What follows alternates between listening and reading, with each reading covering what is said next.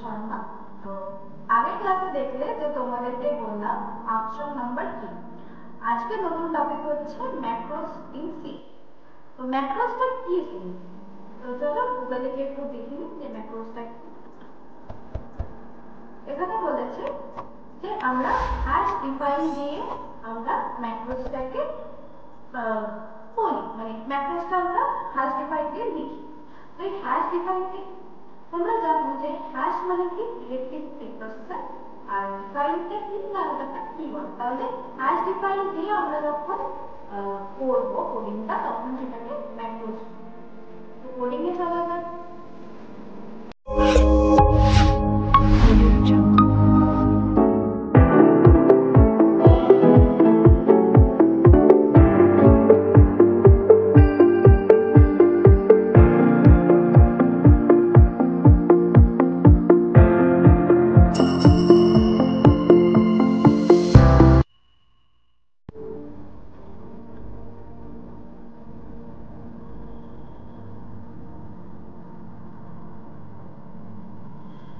তো এখানে দেখো আরেকটা জিনিস না, আমরা ডিফাইনটা কখন আমরা কাজ করবে না, যখন আমরা কোনো কনস্ট্যান্ট ভ্যালু যখন আমরা দেব তখন আমাদের ডিফাইনটা মানে তখনই আমরা হ্যাশ ডিফাইনটা ইউজ করব।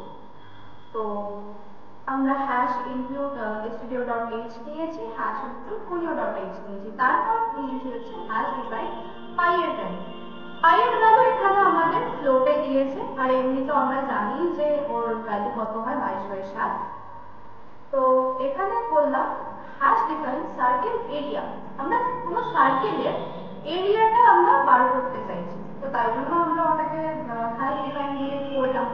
তো কি hash define circle area radius পাই ইনটু রেডিয়াস ইনটু রেডিয়াস, মানে কি হচ্ছে না আমাদের পাই এর ভ্যালু দিয়ে আমরা রেডিয়াসটাকে আমরা বার করব। তারপর আমাদের ফাংশন নেওয়া হলো ইন্ট নিয়ে, তো রেডিয়াস আমাদের বলে দিয়েছে কত না 5.0। তারপর প্রিন্টে আমরা কি করছি না এরিয়া অফ সার্কেল, সার্কেলের এরিয়াটা আমরা বার করব। পার্সেন্টেজ টুয়ে মানে কি ফ্লোটের আমরা যে নাম্বারটা নিয়েছি সেটাকে কত দিয়ে ভাগ করা হলো না 0.2 দিয়ে, সরি ওটা 0.2 ছিল।